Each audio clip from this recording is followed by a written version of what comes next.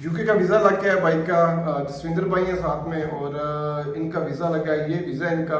इसकी photo Instagram के ऊपर मैं डालूंगा, जिस तरह बाकी दूसरे वीज़े लग के आते हैं तो उनकी भी फ़ोटो डालता हूँ मैं। और जो यूट्यूब के ऊपर है वो भी, जिसका भी वीज़ा लगता है उसकी मैं कोशिश करता हूँ कि अपनी सक्सेस स्टोरीज शेयर करता रहूँ। प्राइवेसी में हाइड कर दूंगा जब मैं डालूंगा, क्योंकि कुछ प्राइवेसी होती है वीज़े की, तो वो मैं हाइड कर दूंगा। बाकी जितने भी वीज़े लगते हैं सारे के सारे मैं इंस्टाग्राम के ऊपर डालता हूँ। एक मैं चीज़ बता दूं, बहुत से लोग मुझे कॉल करते हैं ऑफिस में आने के लिए। सम टाइम मैं कॉल नहीं उठा सकता क्योंकि बिजी होता हूं और व्हाट्सएप के ऊपर प्रॉपर आंसर नहीं दे सकता। तो आप बेहतर ये है कि मेरी व्हाट्सएप, मेरी लोकेशन ऑफिस की इसी वीडियो के डिस्क्रिप्शन में आपको मिल जाएगी या मेरे इंस्टाग्राम के ऊपर होती है, तो वहां से जाके आप देख सकते हैं। मेरा मोबाइल नंबर भी, अगर मैं कॉल नहीं उठाता तो डायरेक्ट आप ऑफिस विजिट कर लें। दूसरा, ये बाइक का वीज़ा लगा है, 6 मंथ का वीज़ा है। और जो बाइक का यूएई में वीज़ा है वो है ट्रक ड्राइवर का। ट्रक ड्राइवर के वीज़े के ऊपर बाइक का वीज़ा लगा है। और इसके जो डॉक्यूमेंट्स मैं आपको बता दूं, इवन बाइक के वीज़े के साथ कोई कवर लेटर नहीं लगाया। मैं एक चीज़ बता दूं, हम लोग शेनियन वीज़ा अप्लाई करते हैं। शेनियन वीज़ा के लिए कवर लेटर बड़ी चीज़ है और मैटर करता है। उसमें आपकी प्रॉपर एक्सप्लेनेशन होनी चाहिए। और कवर लेटर ये नहीं कि ज़्यादा पेजेस का हो, बराबर उसमें एक्सप्लेन करें अपने पर डे की ट्रिप के बारे में। और दूसरा ये है कि आपने एक्सप्लेन करना है कि यहाँ पे आप कितनी देर से यूएई में, आपकी सैलरी कितनी है और आप जाएंगे वापस आ जाएंगे, आपके पास क्या रीज़न है। और एक चीज़ मैं बता दूं, यूके के लिए आपने सिंपल डॉक्यूमेंट्स, जितना हो सके आप सिंपल डॉक्यूमेंट्स बनाएं, क्योंकि अगर आप उनको कोई भी चीज़ लगी है ऐसी तो उसी ऑब्जेक्शन के ऊपर वीज़ा आपका रिजेक्ट कर देंगे। तो बेहतर ये है कि सिंपल डॉक्यूमेंट्स अटैच करें यूके वीज़ा के लिए। दूसरा ये है कि अगर आपका वीज़ा लो प्रोफेशन का भी है तो फिर भी आपको वीज़ा मिल सकता है। डॉक्यूमेंटेशन, इसके लिए इंटरव्यू नहीं होता। और ये कितने दिन में भाई आ गया सी? ये मेरा वीजा एक मंथ से आ गया। एक मंथ च वीज़ा, मैं थोड़ा पंजाबी च शुरू होया ना, एक महीने ਦੇ ਵਿੱਚ ਇਹਦਾ ਵੀਜ਼ਾ ਭਾਈ ਦਾ ਆ ਗਿਆ ਸੀ। ਦੂਸਰਾ ਇਹ ਹੈ ਕਿ ਡਾਕੂਮੈਂਟੇਸ਼ਨ ਬੜੀ ਸਿੰਪਲ ਡਾਕੂਮੈਂਟਸ ਨੇ ਇਹਦੇ। ਡਾਕੂਮੈਂਟਸ ਮੇਨ ਚੀਜ਼ ਬੈਂਕ ਸਟੇਟਮੈਂਟ ਮੈਟਰ ਕਰਦੀ ਹੈ। नो ऑब्जेक्शन लेटर, किसी भी कंट्री का वीज़ा ਤੁਸੀਂ ਅਪਲਾਈ ਕਰਨਾ ਤਾਂ नो ऑब्जेक्शन लेटर ਉਹਦੇ ਵਾਸਤੇ ਲੱਗਣਾ ਹੀ ਲੱਗਣਾ, ਭਾਵੇਂ ਇਜਿਪਟ ਹੈ ਜਾਂ ਕੋਈ ਹੋਰ ਕੰਟਰੀ ਹੈ। ਜਿਹੜੇ ਈ ਵੀਜ਼ਾ ਨੇ ਤੁਸੀਂ ਉਹ ਤੇ ਉਹਨਾਂ ਵਾਸਤੇ ਨਹੀਂ ਚਾਹੀਦਾ, ਲੇਕਿਨ ਉਹ ਜਿਹਨਾਂ ਦਾ 100% ਵੀਜ਼ਾ ਨੇ ਉਹ ਡਿਫਰੈਂਟ ਚੀਜ਼। ਲੇਕਿਨ ਜਦੋਂ ਤੁਸੀਂ ਵੱਡੇ ਕੰਟਰੀ ਦਾ ਵੀਜ਼ਾ ਅਪਲਾਈ ਕਰਨਾ, ਸ਼ੈਂਗਨ ਹੋ ਗਿਆ, ਯੂਕੇ ਹੋ ਗਿਆ ਜਾਂ ਤੁਰਕੀ ਹੋ ਗਿਆ, ਤੇ ਇਹਨਾਂ ਕੰਟਰੀਜ਼ ਵਾਸਤੇ ਤੁਹਾਨੂੰ नो ऑब्जेक्शन लेटर ਚਾਹੀਦਾ ਹੁੰਦਾ। नो ऑब्जेक्शन लेटर ਹੈ ਕੀ ਹੈ? नो ऑब्जेक्शन लेटर जिस कंपनी ਤੁਸੀਂ ਜੌਬ ਕਰਦੇ ਹੋ, ਨੌਕਰੀ ਕਰਦੇ ਹੋ, ਉਸੇ ਕੰਪਨੀ ਦਾ ਉਹਦੇ ਤੇ ਤੁਹਾਡੇ ਪਾਸਪੋਰਟ ਦੀ ਡਿਟੇਲ ਲਿਖੀ ਹੋਵੇ, ਤੁਹਾਡੀ ਸੈਲਰੀ ਦੀ ਡਿਟੇਲ ਲਿਖੀ ਹੋਵੇ। ਅਗਰ ਤੁਸੀਂ ਜੌਬ ਕਰ ਰਹੇ ਹੋ ਤੇ ਫਿਰ ਦੈਨ ਉਹਦਾ ਤੇ ਕਦੋਂ ਜਾਣਾ ਤੇ ਕਦੋਂ ਵਾਪਸ ਆਣਾ ਤੁਹਾਨੂੰ ਲੀਵਸ ਦੇ ਬਾਰੇ ਚ ਲਿਖਿਆ ਹੋਵੇ। ਇੱਕ ਚੀਜ਼ ਹੋਰ, ਬੈਂਕ ਸਟੇਟਮੈਂਟ ਹੋਣੀ ਚਾਹੀਦੀ ਹੈ। 6 ਮਹੀਨੇ ਦੀ ਰਿਕੁਆਇਰ ਕਰਦਾ ਹੈ, ਲੇਕਿਨ 3 ਮਹੀਨੇ ਦੀ ਬੈਂਕ ਸਟੇਟਮੈਂਟ ਵੀ ਅਗਰ ਤੁਹਾਡੀ ਹੈ, ਅੱਛੀ ਬਣੀ ਹੋਈ ਹੈ, ਤੇ ਤੁਸੀਂ ਉਹ ਵੀ ਅਟੈਚ ਕਰ ਸਕਦੇ ਹੋ। ਡਾਕੂਮੈਂਟੇਸ਼ਨ ਸਟੇਟਮੈਂਟ ਹੋਣੀ ਕਿ ਨਹੀਂ ਚਾਹੀਦੀ। ਇੱਕ ਚੀਜ਼ ਮੈਂ ਬਤਾ ਦੂੰ, ਹੁਣ ਇਹਨਾਂ ਦਾ ਜਿਹੜਾ ਵੀਜ਼ਾ ਹੈ ਉਹ ਹੈ ਡਰਾਈਵਰ ਦਾ, ਟਰੱਕ ਡਰਾਈਵਰ ਦਾ। ਬਾਕੀ ਕੀ ਹੈ ਕਿ ਲੋਕਾਂ ਦੇ, ਮੋਸਟਲੀ ਲੋਕਾਂ ਦੇ ਵੀਜ਼ੇ ਹੁੰਦੇ ਨੇ ਲੇਬਰ। ਕੁਝ ਲੋਕਾਂ ਦੇ ਵੀਜ਼ੇ ਅੱਛੀ ਕੈਟੇਗਰੀ ਦੇ ਵੀ ਹੁੰਦੇ ਨੇ, ਕੁਝ ਤੇ ਮਿਡਲ ਕਰ ਲਓ, ਜਾਂ ਕੁਝ ਤੇ ਉਹ ਲੋਕ ਹੀ ਨੇ ਜਿਹਨਾਂ ਦੇ ਮੇਸਨ ਦਾ, ਕਾਰਪੈਂਟਰ ਦਾ ਜਾਂ ਇਹਨਾਂ ਦਾ ਵੀਜ਼ਾ ਵੀ ਹੈ। ਲੇਕਿਨ ਮੇਸਨ, ਕਾਰਪੈਂਟਰ, ਉਹਨਾਂ ਦੀ ਅਗਰ ਲੇਬਰ ਦੀ ਸੈਲਰੀ ਵੇਖੀ ਜਾਏ ਤੇ ਉਹਨਾਂ ਦੀ ਸੈਲਰੀ ਮੈਕਸਿਮਮ ਕਿੰਨੀ ਹੋਵੇਗੀ? ਮੈਕਸਿਮਮ ਸੈਲਰੀ 1200 ਹੋਵੇਗੀ, 1500 ਦਿਰਹਮ ਸੈਲਰੀ ਹੋਵੇਗੀ। ਹੁਣ 1500 ਦਿਰਹਮ ਸੈਲਰੀ ਵਾਲਾ ਬੰਦਾ ਫਿਰਨ ਨਹੀਂ ਜਾ ਸਕਦਾ ਯੂਕੇ ਵਗੈਰਾ ਦੇ ਮੁਲਕ, ਕਿਉਂਕਿ ਉਹਦੀ 2 ਮਹੀਨੇ ਅਗਰ ਨੌਕਰੀ ਕਰਦਾ ਹੈ ਤਾਂ ਉਹਦੀ ਤਨਖਾਹ ਪੂਰੀ ਹੁੰਦੀ ਹੈ, ਤਾਂ ਉਹਦੀ ਟਿਕਟ ਦੇ ਪੈਸੇ ਇਕੱਠੇ ਕਰ ਸਕਦਾ ਹੈ। ਫਿਰ ਉਹਨੇ ਜਾ ਕੇ ਉੱਥੇ ਰਹਿਣਾ ਵੀ ਹੈ, ਰਹਿ ਕੇ ਵਾਪਸ ਵੀ ਆਉਣਾ। ਮਤਲਬ ਇਹ ਵੇ ਕਹਿੰਦਾ ਕਿ ਸ਼ਾਇਦ ਉਹਨੂੰ ਲੱਗਦਾ ਕਿ ਉਹ ਬੰਦਾ ਜਾਵੇਗਾ, ਜਾ ਕੇ ਵਾਪਸ ਨਹੀਂ ਆਵੇਗਾ। ਕੁਝ ਲੋਕਾਂ ਦਾ ਦੀ ਪ੍ਰੋਫੈਸ਼ਨ ਇਹ ਲੱਗਿਆ ਹੁੰਦਾ ਹੈ, ਲੇਕਿਨ ਉਹ ਜੌਬ ਕੋਈ ਹੋਰ ਕਰ ਰਹੇ ਹੁੰਦੇ ਨੇ, ਕੋਈ ਅੱਛੀ ਪ੍ਰੋਫਾਈਲ ਨਹੀਂ ਹੁੰਦੀ। ਇਹ ਮੀਨ ਕਿ ਕੋਈ ਸੁਪਰਵਾਈਜ਼ਰ ਹੁੰਦਾ ਹੈ ਜਾਂ, ਲੇਕਿਨ ਉਹਦਾ ਵੀਜ਼ਾ ਪ੍ਰੋਫੈਸ਼ਨ ਉਹ ਵੀ ਲੇਬਰ ਕੈਟੇਗਰੀ ਦਾ। ਹੁਣ ਇੱਥੇ ਇੱਕ ਹੋਰ ਚੀਜ਼ ਹੈ ਕਿ ਲੇਬਰ ਪ੍ਰੋਫੈਸ਼ਨ ਉਹਨਾਂ ਦਾ, ਤੇ ਹੁਣ ਇਹ ਤੇ ਮੈਂ ਜਾਣਦਾ ਜਾਂ ਤੁਹਾਡੀ ਕੰਪਨੀ ਵਾਲੇ ਜਾਣਦੇ ਨੇ, ਲੇਕਿਨ ਉਹ ਜਿਹਦੇ ਤੁਸੀਂ ਵੀਜ਼ਾ ਜਮ੍ਹਾਂ ਕਰਾਉਣਾ ਹੈ ਉਹ ਲੋਕੀ ਨਹੀਂ ਜਾਣਦੇ। ਉਹਨਾਂ ਵਾਸਤੇ ਤਾਂ ਤੁਸੀਂ ਜਿਹੜੇ ਡਾਕੂਮੈਂਟਸ ਪ੍ਰੈਜ਼ੈਂਟ ਕਰਨੇ ਨੇ ਉਹਨਾਂ ਵਾਸਤੇ ਉਹੀ ਚੀਜ਼ ਹੈ।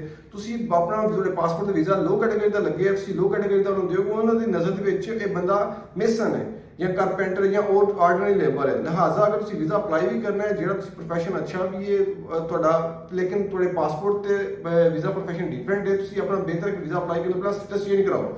दूसरी एक और चीज़ है, बैंक स्टेटमेंट बड़ी मैटर करती है। बैंक स्टेटमेंट अगर थोड़ा पार्टनर का वीज़ा भी है या तुम सैलरी वाले बंदे हो, मेन चीज़ है बैंक स्टेटमेंट वास्ते तुसी ये नहीं कि थोड़ी एक्स्ट्रा ट्रांजैक्शन बहुत ज़्यादा होन, पैसे आ रहे हैं जा रहे हैं, इस तरह की यूके वास्ते बैंक स्टेटमेंट नहीं चाहिए होंगी। तुसी अगर सैलरी वाले बंदे हो, थोड़ी प्रॉपर स्टेटमेंट होनी चाहिए है। मेन कि हर महीने थोड़े अकाउंट च फिक्स डिपोजिट, फिक्स सैलरी आवे।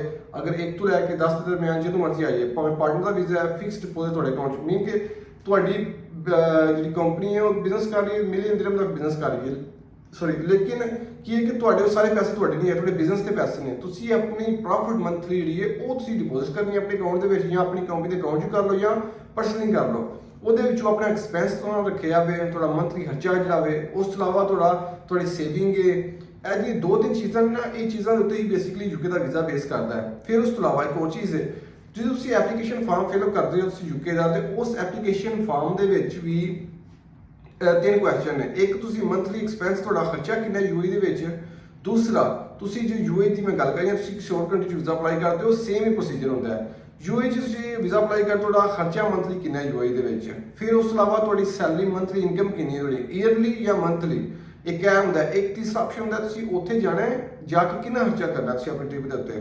ਉਸ ਚੀਜ਼ ਦੇ ਉੱਤੇ ਹੁਣ ਤੁਸੀਂ ਉੱਥੇ ਲਿਖ ਦਿੱਤਾ ਤੁਹਾਡੀ ਸੈਲਰੀ ਤੁਹਾਡੀ 10,000 ਰੁਪਇਆ, ਤੁਸੀਂ ਲਿਖ ਦਿੱਤਾ ਜੀ ਮੈਂ ਜਾ ਰਿਹਾ 7 ਦਿਨ ਦੇ ਵਾਸਤੇ ਜਾ ਰਿਹਾ ਹਾਂ ਯੂਕੇ, ਤੇ ਮੇਰਾ ਮੰਥਲੀ ਖਰਚਾ ਆਵੇਗਾ 7 ਦਿਨ ਦਾ 15,000 ਰੁਪਇਆ, ਉੱਥੇ ਤੁਹਾਡਾ ਵੀਜ਼ਾ ਰਿਫਿਊਜ਼ ਹੋ ਸਕਦਾ ਹੈ। ਬਿਹਤਰ ਇਹ ਵੇ ਕਿ ਤੁਹਾਡਾ ਮੰਥਲੀ ਐਕਸਪੈਂਸ ਖਰਚਾ ਐਸੀ ਤਿੰਨ ਚਾਰ ਚੀਜ਼ਾਂ ਨਾ ਉਸ ਹਿਸਾਬ ਨਾਲ ਤੁਸੀਂ ਵੇਖਣਾ, ਦੈਨ ਤੁਸੀਂ ਵੀਜ਼ਾ ਜਿਹੜਾ ਨਾ ਉਹ ਅਪਲਾਈ ਕਰਨਾ ਹੈ। ਦੈਨ ਤੁਹਾਡੇ ਵੀਜ਼ਾ ਮਿਲਣ ਦੇ ਚਾਂਸਸ 100%, ਭਾਵੇਂ ਤੁਹਾਡਾ ਵੀਜ਼ਾ ਲੈਟਰਿਕ ਡਰਾਈਵਰ ਦਾ, ਟਰੱਕ ਡਰਾਈਵਰ ਦਾ ਜਾਂ ਤੁਹਾਡਾ ਅੱਛੇ ਪ੍ਰੋਫਾਈਲ ਦਾ, ਭਾਵੇਂ ਤੁਹਾਡੀ ਟਰੈਵਲ ਹਿਸਟਰੀ ਸ਼ੈਨੀ ਨਹੀਂ, ਤੁਸੀਂ 10 ਵਾਰੀ ਹੋ ਕੇ ਆਏ ਹੋ, ਅਗਰ ਤੁਹਾਡਾ ਬੈਂਕ ਸਟੇਟਮੈਂਟ ਇਸ ਤਰ੍ਹਾਂ ਦੀ ਨਹੀਂ ਬਣਾਈ, ਤੁਹਾਡਾ ਵੀਜ਼ਾ ਰਿਫਿਊਜ਼ ਹੋ ਸਕਦਾ ਹੈ। ਬਾਕੀ ਇਹ ਨਹੀਂ ਵਿੱਚ ਕੋਈ ਲੋਕਾਂ ਨੂੰ ਲੱਭ ਵੀ ਜਾਂਦਾ ਹੈ, ਲਾਜ਼ਮ ਨਹੀਂ ਕਿ ਇਸ ਤਰ੍ਹਾਂ ਨਹੀਂ, ਲੇਕਿਨ ਬਿਹਤਰ ਹੈ ਕਿ ਤੁਸੀਂ ਆਪਣੇ ਬੈਂਕ ਸਟੇਟਮੈਂਟ ਉੱਤੇ ਜ਼ਿਆਦਾ ਫੋਕਸ ਕਰੋ। ਬਾਕੀ ਭਾਈਆਂ ਦਾ ਪੁੱਛਨੇ ਆ ਇਹਦਾ ਬਹੁਤ ਵਧੀਆ ਐਕਸਪੀਰੀਅੰਸ ਹੈ ਫਾਈਲ ਤਿਆਰ ਕਰਨ ਦਾ, ਤੇ ਮੈਂ ਹੋਰ ਵੀ ਇੱਕ ਦੋ ਪਹਿਲਾਂ ਏਜੰਟਾਂ ਕੋਲ ਗਿਆ ਸੀ, ਤੇ ਉਹ ਨਹੀਂ, ਉਹਨਾਂ ਕੋਲ ਪ੍ਰੋਪਰ ਫਾਈਲ ਨਹੀਂ ਤਿਆਰ ਕਰਦੇ। ਮੈਂ ਉਹਨਾਂ ਕੋਲ ਆਪਣੀ ਫਾਈਲ ਵਾਪਸ ਲੈਣ ਦੀ ਤੇ ਭਾਜੀ ਉਹਨਾਂ ਨੂੰ ਦਿੱਤੀ ਹੈ, ਤੇ ਇਹਨਾਂ ਨੇ ਵਧੀਆ ਪ੍ਰੋਪਰ ਫਾਈਲ ਤਿਆਰ ਕਰਕੇ ਦਿੱਤੀ ਹੈ, ਤੇ ਮੇਰਾ 1 ਮੰਥ ਤੇ ਵੀਜ਼ਾ ਲੱਗ ਗਿਆ। ਇਹ ਚਲੋ ਭਾਈਆਂ ਦਾ ਸ਼ੁਕਰੀਆ ਹੈ, ਲੇਕਿਨ ਅੱਜ ਤੱਕ ਜਿੰਨਾ ਮੇਰਾ ਐਕਸਪੀਰੀਅੰਸ ਰਿਹਾ, ਮੈਂ ਅੱਜ ਤੱਕ ਪਰਸਨਲੀ ਕਿਸੇ ਬੰਦੇ ਨੂੰ ਨਹੀਂ ਆਖਿਆ ਕਿ ਉਹ ਬੰਦਾ ਮੇਰੇ ਕੋਲ ਆਵੇ ਮੈਂ ਉਹਦਾ ਕੰਮ ਕਰਾਂਗਾ। ਕਿਸੇ ਦਾ ਦਿਲ ਕਰਦਾ ਤੇ ਉਹ ਹੁੰਦਾ, ਕਿਸੇ ਦਾ ਦਿਲ ਨਹੀਂ ਕਰਦਾ, ਮਾਈਂਡ ਮੁਤਮਿਨ ਹੋਣ ਦੀ ਗੱਲ ਹੈ। ਬਾਕੀ ਜਿੰਨੇ ਵੀ ਸਾਰੇ ਵੀਜ਼ਾ ਲੱਗ ਕੇ ਹੁੰਦੇ ਨੇ, ਤੁਹਾਨੂੰ ਪਤਾ ਸਾਰੇ ਸੋਸ਼ਲ ਮੀਡੀਆ ਉੱਤੇ ਪਏ ਹੁੰਦੇ ਨੇ। ਆਫਿਸ ਦੀ ਲੋਕੇਸ਼ਨ ਮੈਂ ਦੱਸ ਦੇਣਾ, ਆਫਿਸ ਦੀ ਲੋਕੇਸ਼ਨ ਹੈ ADCB ਮੈਟਰੋ ਸਟੇਸ਼ਨ ਹੈ। ਅਗਰ ਤੇ ਬੰਦਾ ਆ ਰਿਹਾ ਵੇ ਕਾਰ ਤੇ ਆ ਰਿਹਾ ਵੇ ਆਪਣੀ ਗੱਡੀ ਉਹਦੇ ਕੋਲ, ਤੇ ਉਹ ਬੰਦਾ ADCB ਮੈਟਰੋ ਸਟੇਸ਼ਨ ਤੇ ਗੂਗਲ ਤੇ ਲੋਕੇਸ਼ਨ ਲਗਾ ਲੇ, ਲੋਕੇਸ਼ਨ ਲਗਾ ਕੇ ADCB ਮੈਟਰੋ ਸਟੇਸ਼ਨ ਦੇ ਕੋਲ ਹੀ ਬਿਲਕੁਲ ਕੋਈ ਗੱਡੀ ਪਾਰਕ ਕਰ ਲਿਆ ਆਪਣੀ, ਨਾਲ ਹੀ ADCB ਬੈਂਕ ਵੀ ਹੈ। ਬੈਂਕ ਦੇ ਨਾਲ ਜਿਹੜੀ ਬਿਲਡਿੰਗ ਹੈ ਉਹ ਹੈ ਕ੍ਰਿਸਟਲ ਬਿਲਡਿੰਗ। ਕ੍ਰਿਸਟਲ ਬਿਲਡਿੰਗ ਦੇ 2nd ਫਲੋਰ ਦੇ ਉੱਤੇ ਮੇਰਾ ਆਫਿਸ ਹੈ, 20109 ਆਫਿਸ ਦਾ ਨੰਬਰ ਹੈ। ਤੇ ਅਗਰ ਮੈਂ ਕਾਲ ਨਹੀਂ ਉਠਾਉਂਦਾ ਤੇ ਡਾਇਰੈਕਟ ਆਫਿਸ ਵਿਜ਼ਿਟ ਕਰ ਸਕਦੇ ਹੋ। ਸਮ ਟਾਈਮ ਮੈਂ ਹੁਣ ਨਾ ਆਫਿਸ ਦੇ ਵਿੱਚ ਹੀ ਹਾਂ, ਮੋਸਟਲੀ ਅਗਰ ਮੈਂ ਲੇਟ ਆਵਾਂ ਜਾਂ 2-3 ਵਜੇ ਤੋਂ ਬਾਅਦ ਰਾਤ ਦੇ 10-11 ਵਜੇ ਤੱਕ, 11-12 ਵਜੇ ਤੱਕ ਮੈਂ ਆਫਿਸ ਹੀ ਹੁਣਾ ਵਾ, ਤੇ ਡਾਇਰੈਕਟ ਆਫਿਸ ਆ ਕੇ ਮੈਨੂੰ ਮਿਲ ਸਕਦੇ ਹੋ।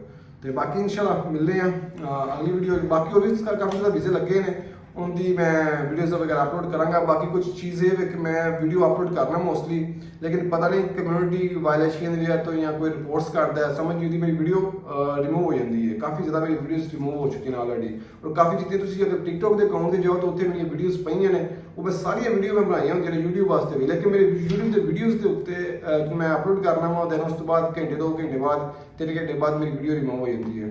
ਤੇ ਬਾਕੀ ਜੋ ਹੈ ਵੀ ਅਪਲੋਡ ਕਰਨੇ ਆ, ਇਨਸ਼ਾਅੱਲਾ ਮਿਲਦੇ ਹਾਂ ਅਗਲੀ ਵੀਡੀਓ 'ਚ। ਅੱਲਾਹ ਹਾਫਿਜ਼।